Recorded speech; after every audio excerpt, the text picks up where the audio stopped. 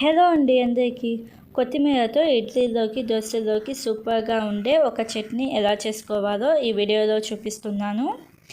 ఈ చట్నీ కోసం ముందుగా కడాయిలో ఒక 2 స్పూన్ల ఆయిల్ వేసుకొని పచ్చిశనగపప్పు ఒక 2 స్పూన్లు వేసుకొని పచ్చిశనగపప్పు రంగు మారేదాకా ఫ్రై చేసుకోవాలి.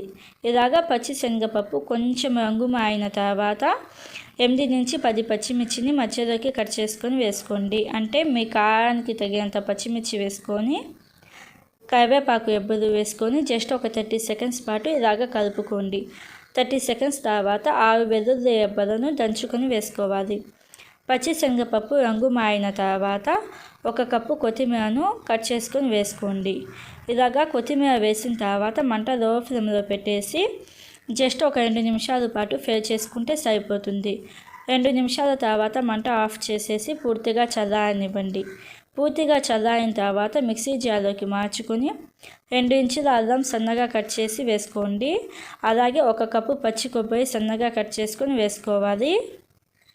చిన్న నిమ్మకాయ సైజ్ అంత చింతపండును నీళ్ళలో నానబెట్టుకొని ఆ నీళ్ళతో సహా వేసుకోండి. టేస్ట్ బాగుండిద్ది. అలాగే జీలకర్ర 1 స్పూన్ వేసుకొని మీ టేస్ట్కి తగినంత సాల్ట్ కొంచెం నీళ్ళు వేసుకొని ఫైన్ పేస్ట్గా చేసుకోవాలి.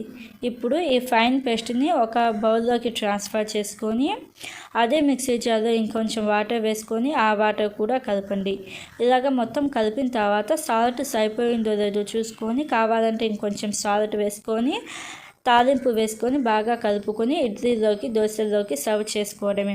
టేస్ట్ చాలా బాగుండిద్ది. ఒకసారి ట్రై చేసి ఎలా అనిపించిందో నాకు కామెంట్లో చెప్పండి. Thank you for watching.